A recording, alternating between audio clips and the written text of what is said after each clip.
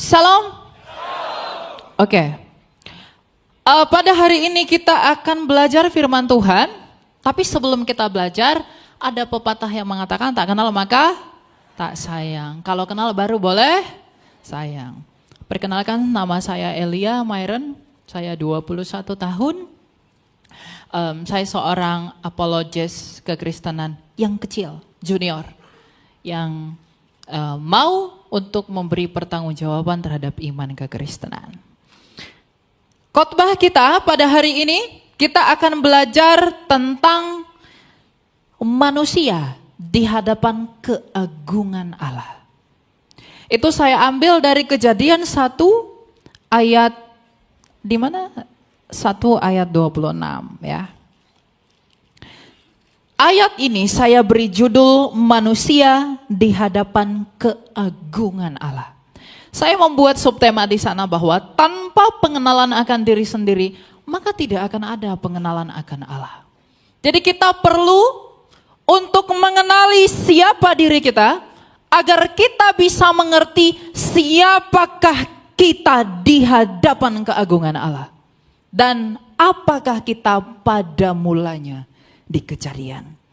Kejadian 1 ayat 26 berkata, berfirmanlah Allah, baiklah kita menjadikan manusia menurut gambar dan rupa kita, supaya mereka berkuasa atas ikan-ikan di laut dan burung-burung di udara, dan atas ternak dan atas seluruh bumi, dan atas segala binatang melata yang merayap di bumi.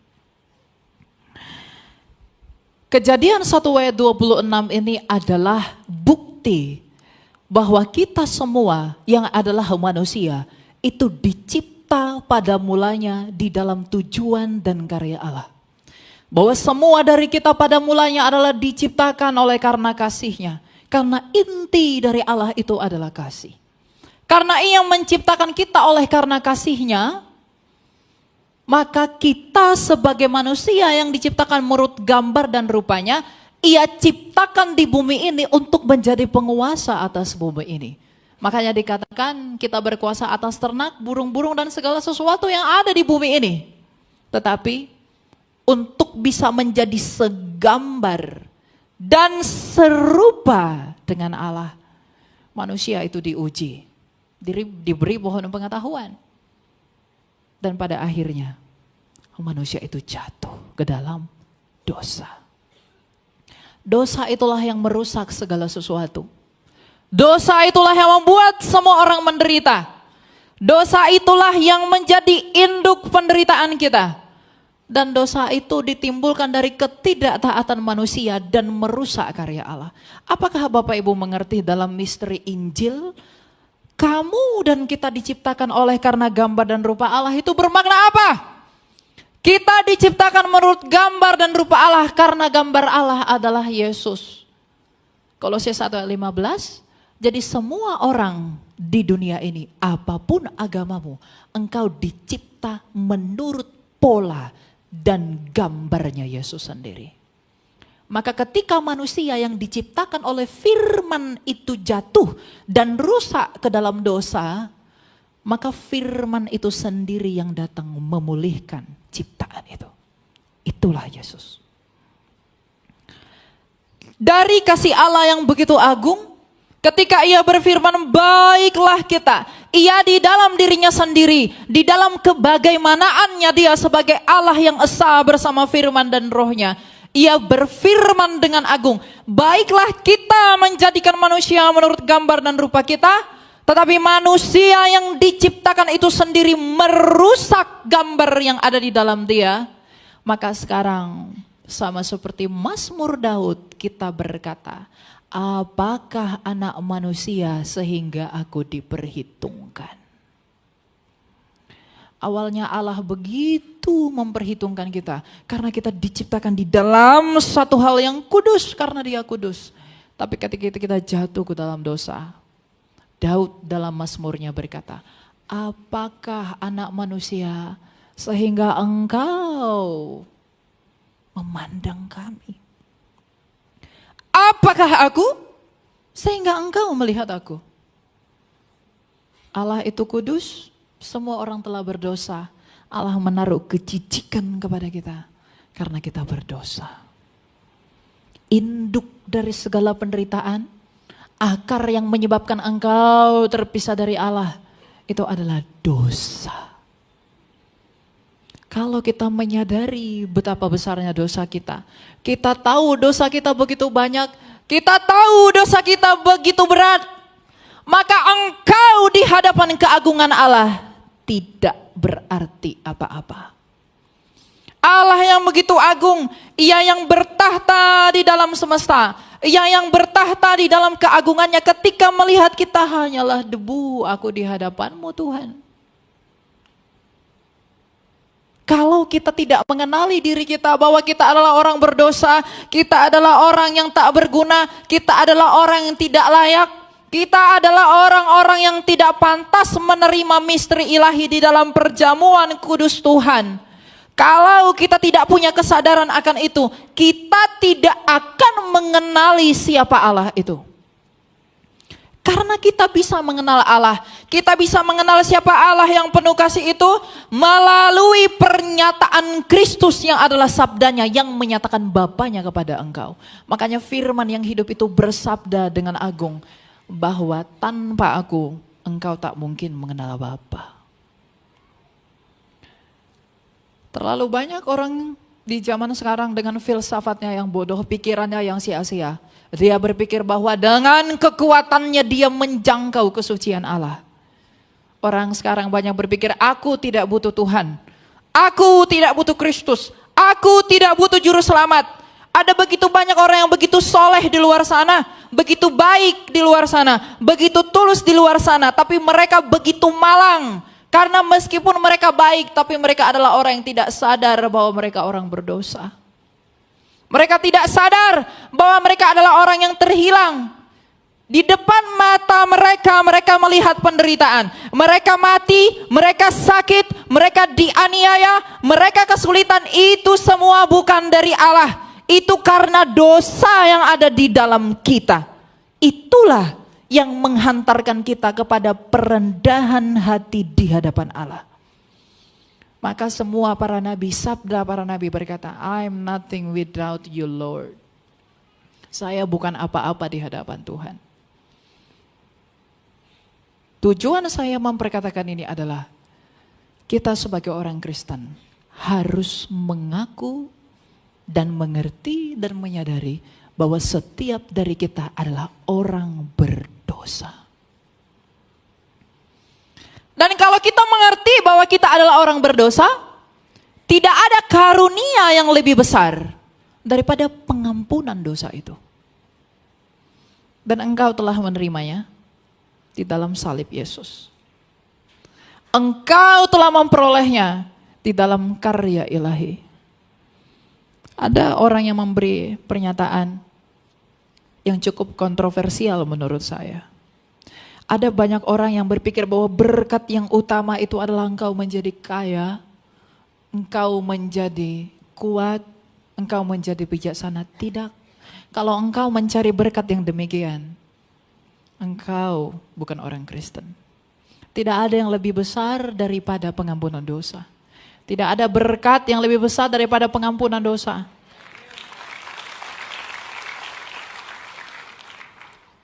Kalau ada orang Kristen masih berpikir bahwa ada berkat yang lebih besar dari pengampunan dosa, berarti engkau sombong.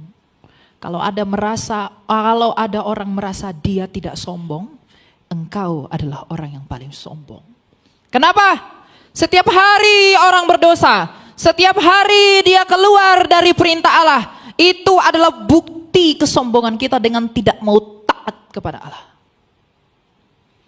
Jadi kalau engkau merasa bahwa engkau tidak sombong, mungkin engkau yang paling sombong. Apa yang bisa kita andalkan dalam hidup ini? Makanya Tuhan Yesus memberi perumpamaan tentang bendahara yang tak jujur. Ketika itu tidak dapat lagi membantumu, maka engkau harus melakukan apa yang bisa kau perbuat menurut apa yang ada padamu. Kita bukan apa-apa di hadapan Allah. Jadi jangan ada yang bermegah. Nabi Yeremia berkata, jangan kamu bermegah karena kekuatanmu, karena kebijaksanaanmu, atau bahkan dengan kekayaanmu. Kamu harus bermegah Karena kamu sudah melihat karya yang begitu agung. Ketika Kristus yang tersalib 2000 tahun lalu di Kalvari itu mengagungkan Allahnya. Ya Bapa, ampunilah mereka sebab mereka tidak tahu apa yang mereka perbuat. Pernahkah engkau bangga akan itu? Pernah engkau merenungkan betapa relanya dia menderita demi kamu? Pernahkah kamu tahu seberapa besar kasihnya itu? Mungkin kalau orang lain memberikan kepadamu sesuatu, dia hanya memberikan apa yang ada padanya buat kamu. Saya diberikan rumah, saya diberikan mobil, saya diberikan itu. Dia hanya memberikan apa yang dia mampu. Tapi Allah sendiri di dalam firman-Nya yang menjadi daging, dia memberikan nyawanya buat kamu. Dia yang tak berdosa dibuat menjadi dosa.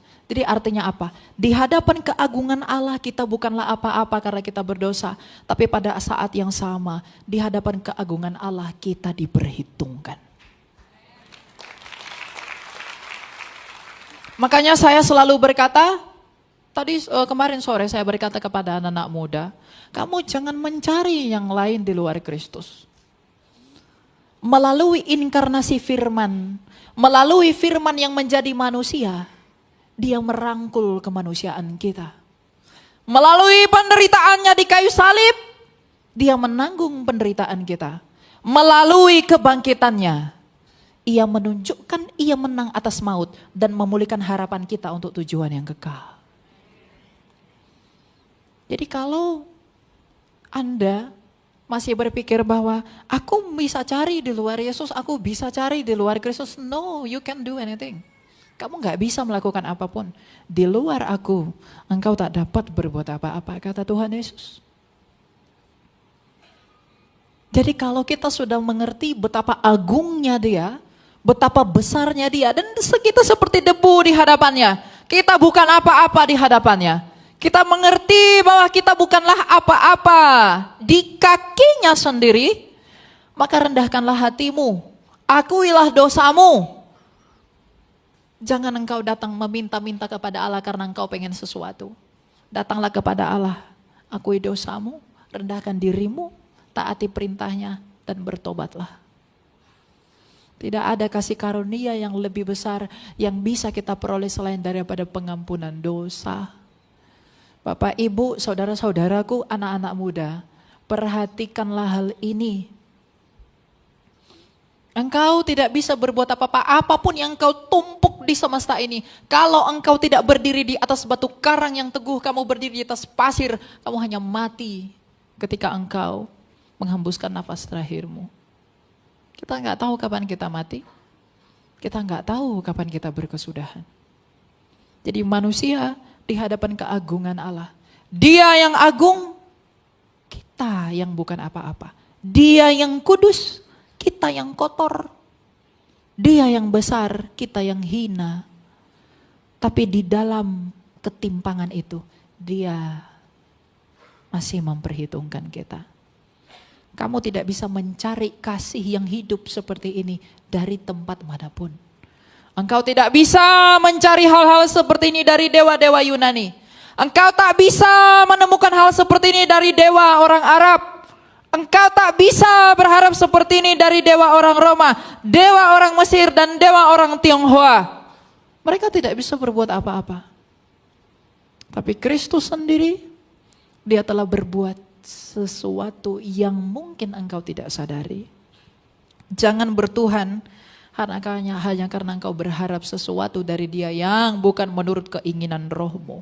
Ingat, Injil Tuhan itu adalah status untuk pemulihan batin. Kebahagiaan itu bukan status bendawi. Adakah orang kaya yang tidak binasa?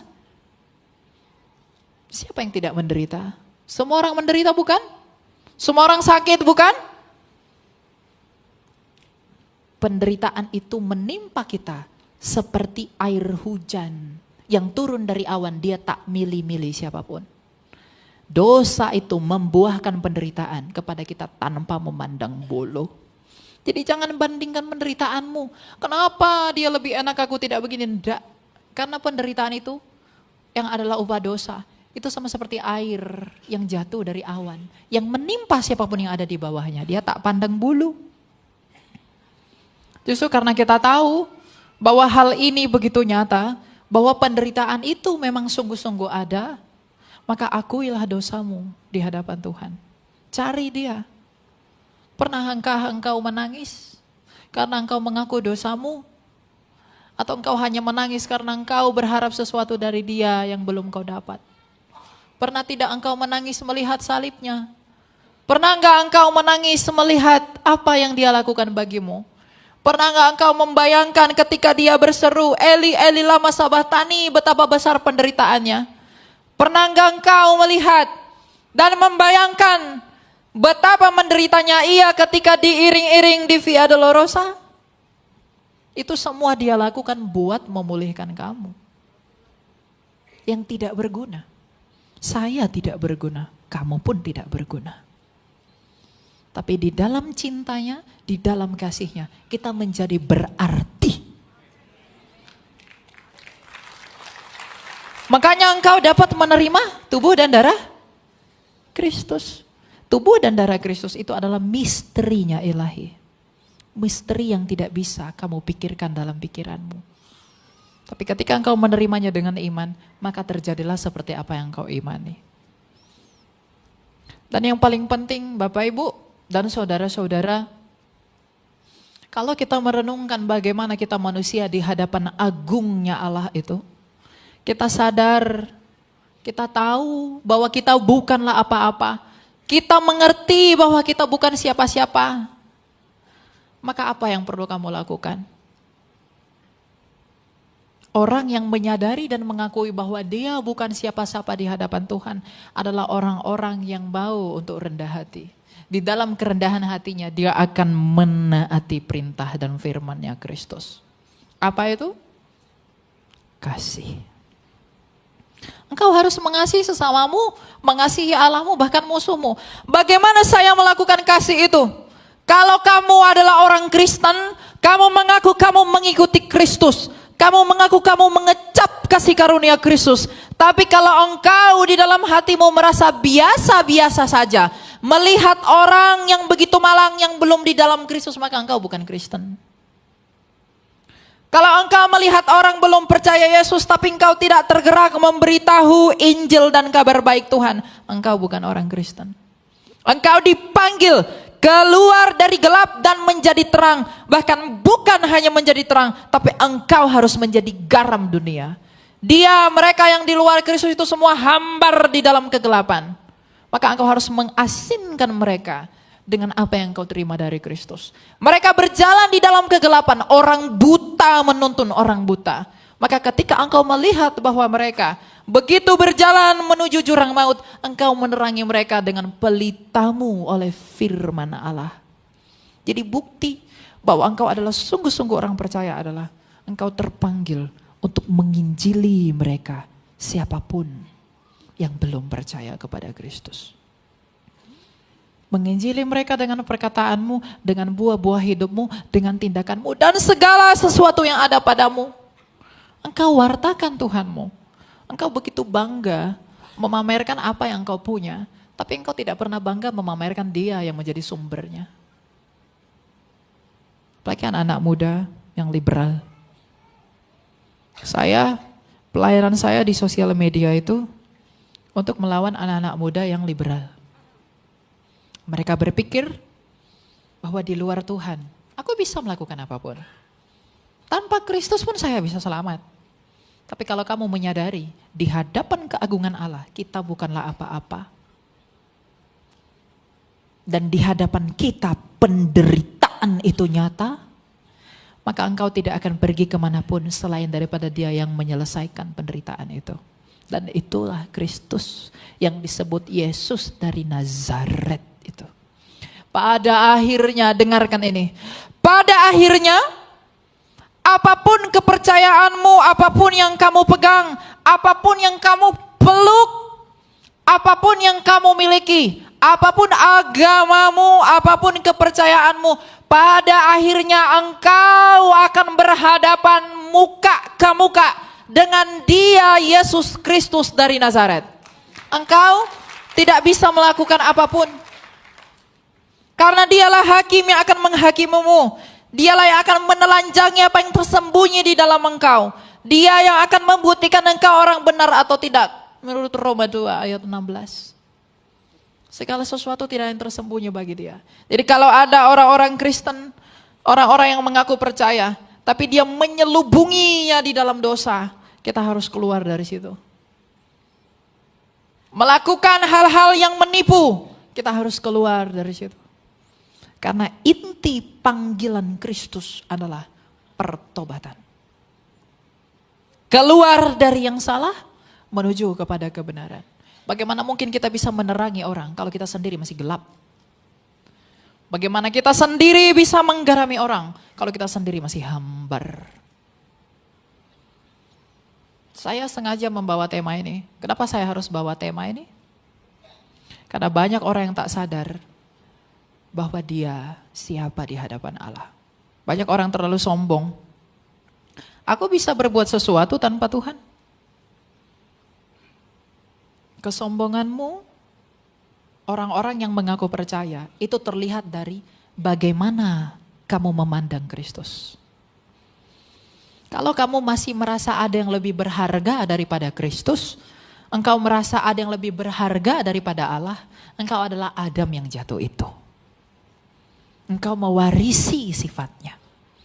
Tapi kalau engkau setiap hari di kamarmu, engkau tutup kamarmu, engkau datang mengakui dosamu, meskipun kamu tidak selalu berdosa, tapi engkau selalu mengakui dosamu, engkau selalu merenungkan kesalahanmu. Engkau minta ampun kepada dia. Maka engkau adalah orang-orang yang beruntung. Karena kamu tahu pengorbanannya dia itu begitu besar buat kamu. Jadi enggak ada yang lebih besar daripada itu. Enggak ada yang lebih berharga daripada itu. Enggak ada yang lebih mahal daripada itu. Jadi manusia jangan tepuk dada. Aku lebih besar dari kamu, aku lebih hebat dari kamu, aku lebih segala sesuatu dari kamu. Enggak. Kalau kita sadar bahwa kita bukan siapa-siapa di hadapan keagungan Allah. Tetapi kita ini bisa hidup karena kasih karunia saja. Kita bisa menerima misteri ilahi karena kasih karunia saja. Kamu tidak akan pernah membanggakan apapun yang kamu miliki selain daripada Kristus dalam hatimu. Engkau tak akan pernah berjalan sehebat apapun orang di luar sana, sekeren apapun yang kamu lihat di luar sana. Engkau tidak akan terpedaya oleh karenanya sehingga membuatmu jatuh dalam perangkap dosa. Tetapi engkau akan tetap bangga bahwa aku punya yang paling berharga yang tak ternilai, yaitu Tuhanku Yesus Kristus.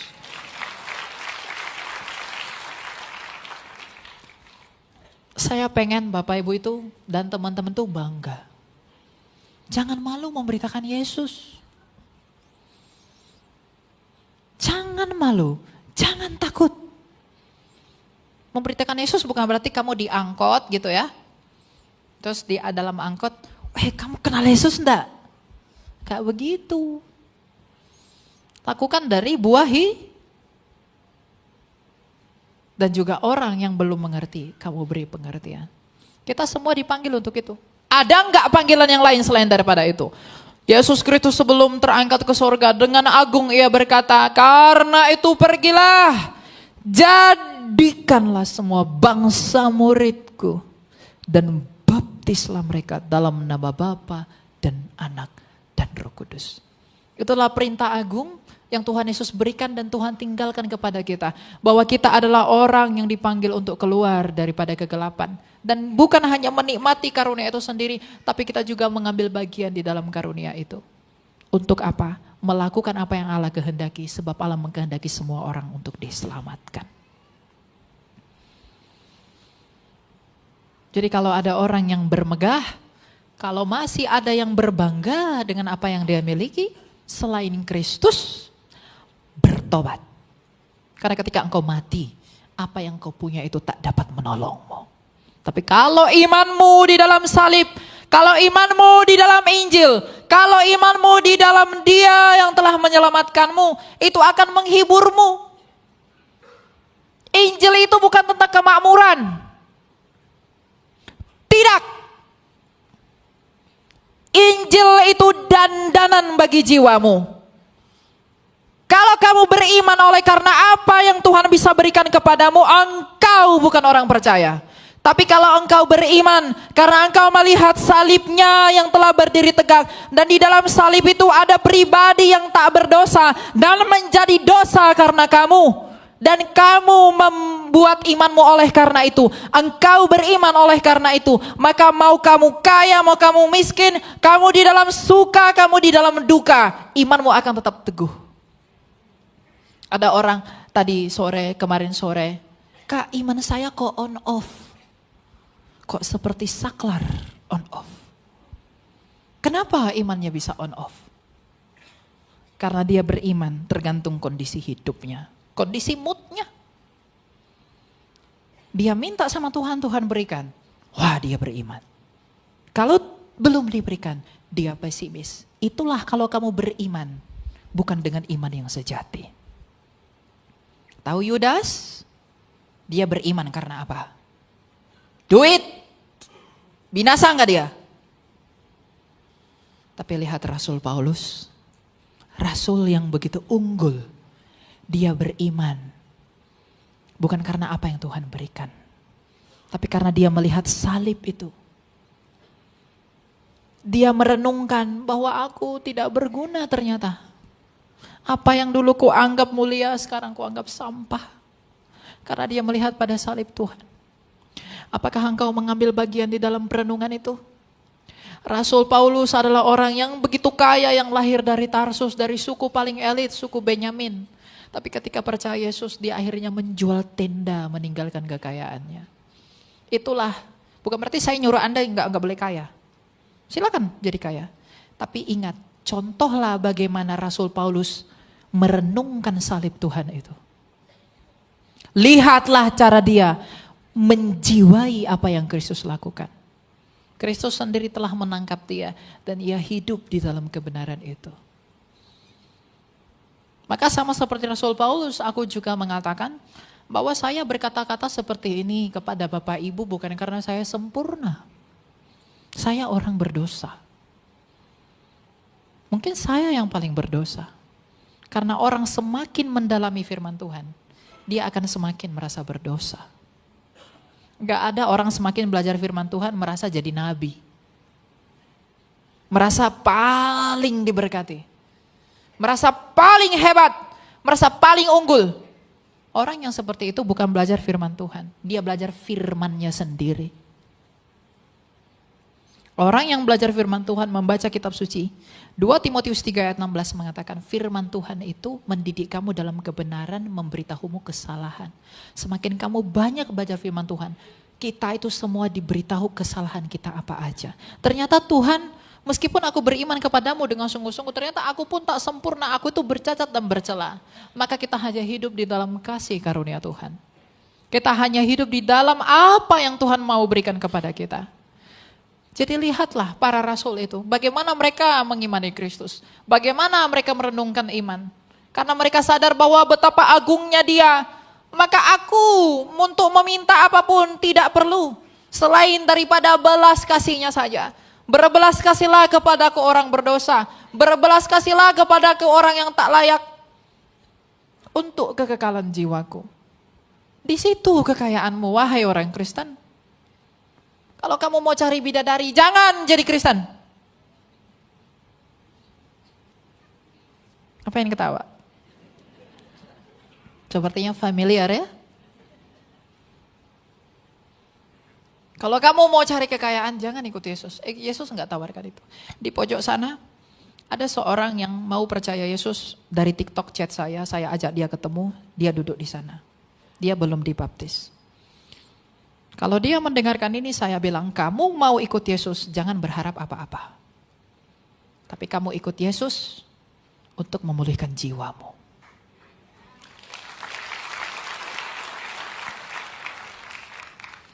Jadi Bapak Ibu, lihatlah keagungan Allah itu dengan benar.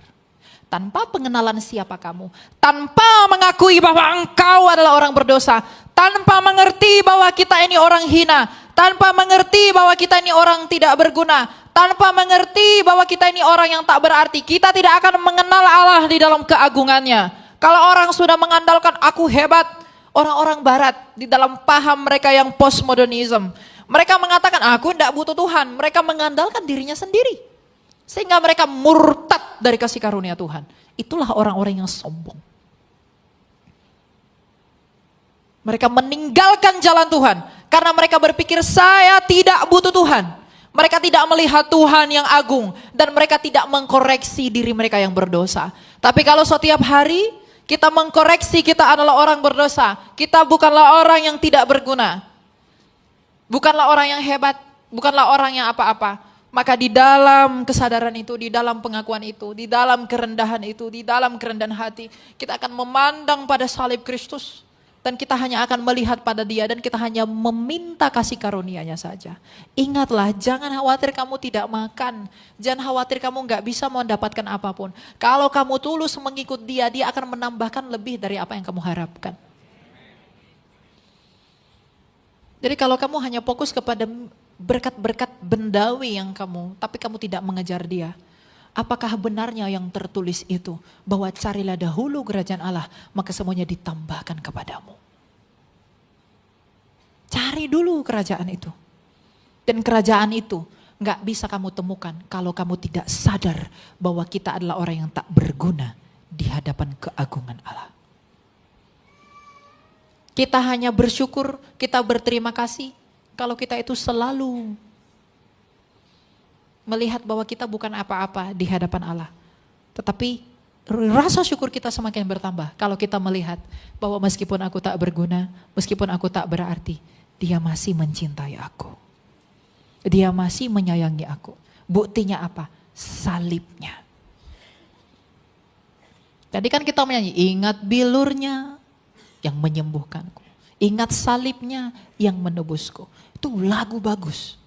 Tapi jangan asal dinyanyikan tanpa feel. Jadi harapan saya dan harapan Tuhan, bukan berarti saya Tuhan ya.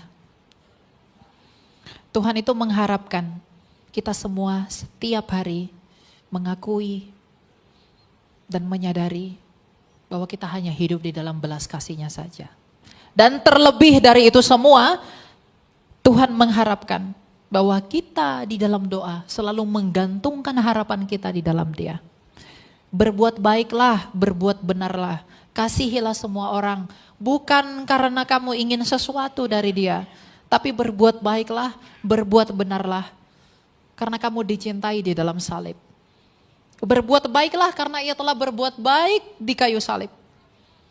Berbuat benarlah, berbuahlah dengan lebat, karena Ia telah melakukan yang besar bagi kamu. Jadi jangan berbuat baik, Tuhan saya mau kasih dia ini, tapi Tuhan tolong kasih saya ini. Tuhan saya mau dapat jodoh yang begini, gak apa-apa saya kasih uang banyak ke gereja. Kamu menjadikan Tuhan itu seperti calo. Kalau ada orang Kristen yang seperti itu, bertobat.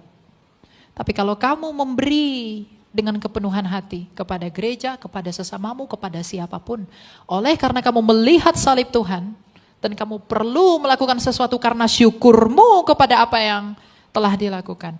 Itulah syukur yang benar. Syukur itu harus benar. Banyak orang bersyukur kepada batu. Banyak orang bersyukur kepada berhala. Coba lihat orang zaman dahulu. Dia lihat pohon itu hebat. Daun ini bisa menyembuhkan sakit. Maka dia menyembah pohon itu. Padahal memang secara ilmiah pohon itu bisa menyembuhkan. Tapi karena tanpa pengertian akan Allah yang benar, dia memberhalakan pohon itu. Jadi rasa syukur itu harus benar, hidup pun harus benar. Tapi itu semua gak akan pernah terjadi kalau kamu tidak jadi orang benar yang hanya beroleh kasih karunia di dalam keagungan Allah. Allah itu begitu agung, Dia itu begitu suci, Dia itu begitu kudus, Dia itu begitu mulia. Kamu gak bisa bayangkan Dia seperti apa. Tapi coba bayangkan, ketika Kristus mau naik ke surga, lihatlah para murid yang melihat keagungannya. Dia dimuliakan, Dia diagungkan, Dia dipuji dan disembah. Ketika engkau membayangkan itu, dan dia melakukan itu karena dia mencintai kamu, maka seharusnya kamu tidak mendirikan dan tidak membangun imanmu atas dasar hal apapun selain daripada pengorbanannya. Karena itulah yang paling berharga. Itulah yang tak ternilai. Engkau bisa menilai apapun. Kamu bisa menilai apapun dengan uang, tapi engkau tak bisa menilai Kristus dengan uang. Makanya ada lagu, bukan dengan barang fana, tapi dengan darah yang mahal. Salib Kristus kurang diminati anak muda. Yang paling diminati anak muda adalah baik. Tapi tanpa sadar dia orang berdosa.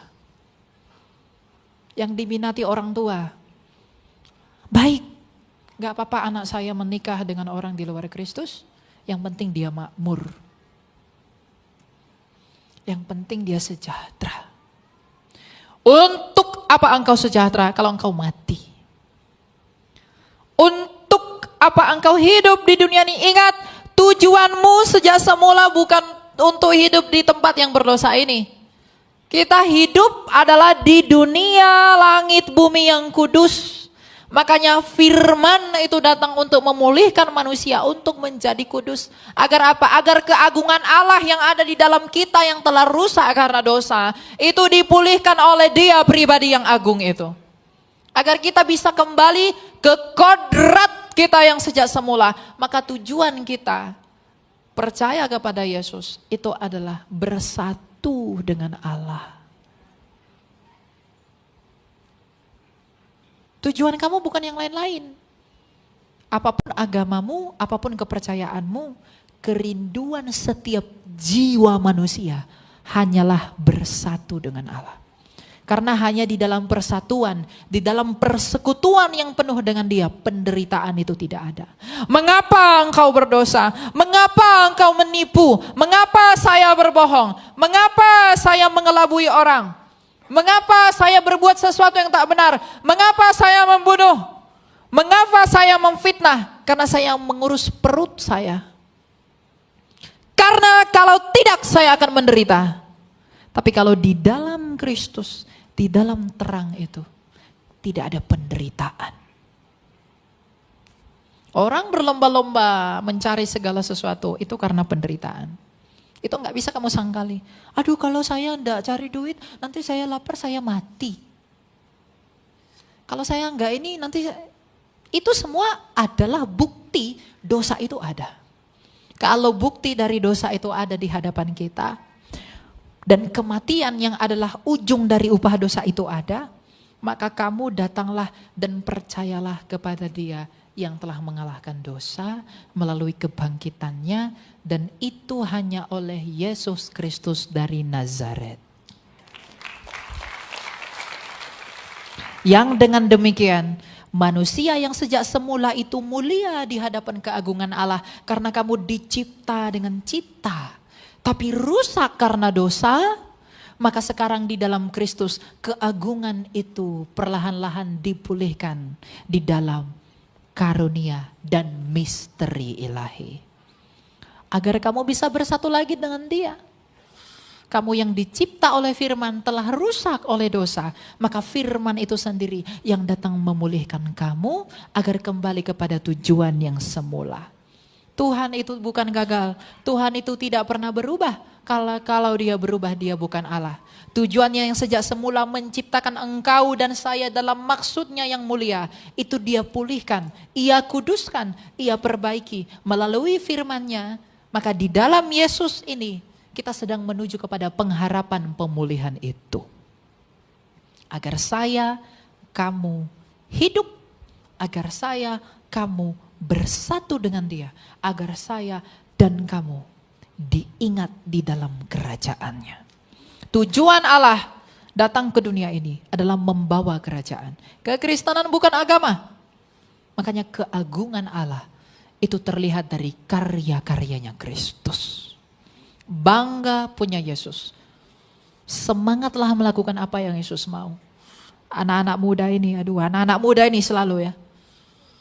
Karena saya di TikTok itu Bapak Ibu, anak-anak muda ini pikirannya rada-rada keseluwet. Iya. Ya. Gak apa-apa pacaran dengan ini, yang penting saya ini. Lalu dia membenarkan dosa demi kasih.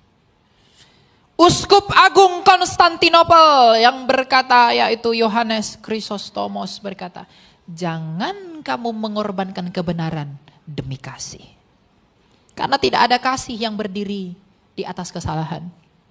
Kasih hanya berdiri di atas kebenaran.